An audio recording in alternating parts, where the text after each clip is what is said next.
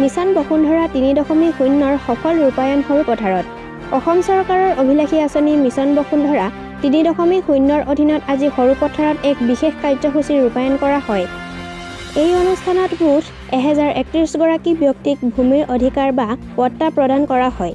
ব্যক্তিগত লোকৰ লগতে বিভিন্ন সামাজিক প্ৰতিষ্ঠান, নামঘৰ, মন্দিৰ আৰু বিদ্যালয় আদিও অন্তৰ্ভুক্ত আছে।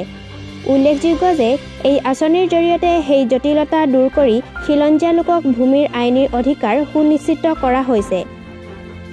ভাৰতীয় জনতা পাৰ্টি নেতৃত্বাধীন চৰকাৰখনে খিলঞ্জীয়া লোকক ভূমিৰ অধিকাৰ দিয়াৰ যি প্ৰতিশ্ৰুতি দিছিল, সেয়া মিছন বসুন্ধৰা ১, ২ আৰু ৩ৰ জৰিয়তে সফলভাৱে ৰূপায়িত হোৱা বুলি সৰুপথাৰৰ বিধায়ক বিশ্বজিৎ ফুকনে উল্লেখ কৰিছে। আজি সমগ্ৰ অসমৰ লগতে সৰুপথাৰ সমজিলাতো 1031 গৰাকী ব্যক্তি, প্ৰতিষ্ঠান বা নামঘৰ, মন্দিৰ, স্কুল বা ইণ্ডিভিজুৱেল তেওঁলোকক আমি মিছন বসুন্ধৰা 3ৰ অধীনত মাটিৰ অধিকাৰ বা পট্টা আমি প্ৰদান কৰিলোঁ, ডিজিটেল পট্টা প্ৰদান কৰা হৈছে। আৰু মই এই ক্ষেত্ৰত অসমৰ মাননীয় মুখ্যমন্ত্ৰী ডাঙৰীয়াক বিশেষভাৱে ধন্যবাদ জনাওঁ।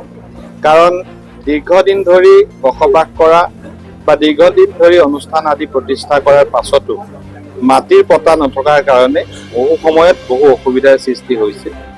মুখ্যমন্ত্ৰী ডাঙৰীয়াৰ দূৰদৰ্শী চিন্তাৰ ফলস্বৰূপে এই সহস্ৰাধিক লোকে আজি মাটিৰ অধিকাৰ লাভ কৰিছে।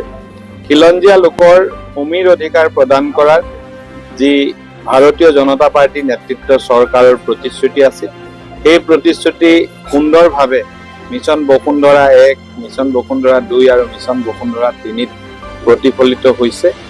আমি চৰকাৰৰ বা দলৰ পৰা ৰাইজক যি প্ৰতিশ্ৰুতি দিছিলোঁ, সি সম্পূৰ্ণৰূপে ৰূপায়িত হৈছে। এই প্ৰক্ৰিয়া অব্যাহত থাকিব।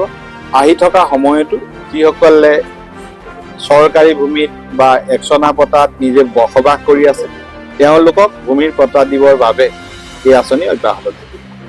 অসমৰ মাননীয় মুখ্যমন্ত্ৰী ডক্টৰ হিমন্ত বিশ্ব শৰ্মাৰ দূৰদৰ্শীৰ চিন্তাৰ বাবে আজি সহস্ৰাধিক লোকে নিজৰ ভূমিৰ ওপৰত স্থায়ী অধিকাৰ লাভ কৰিবলৈ সক্ষম হৈছে বুলি বিধায়কগৰাকীয়ে মুখ্যমন্ত্ৰীৰ শলাগ লয়। নিউজ ডেস্ক, গোলাঘাট খবৰ।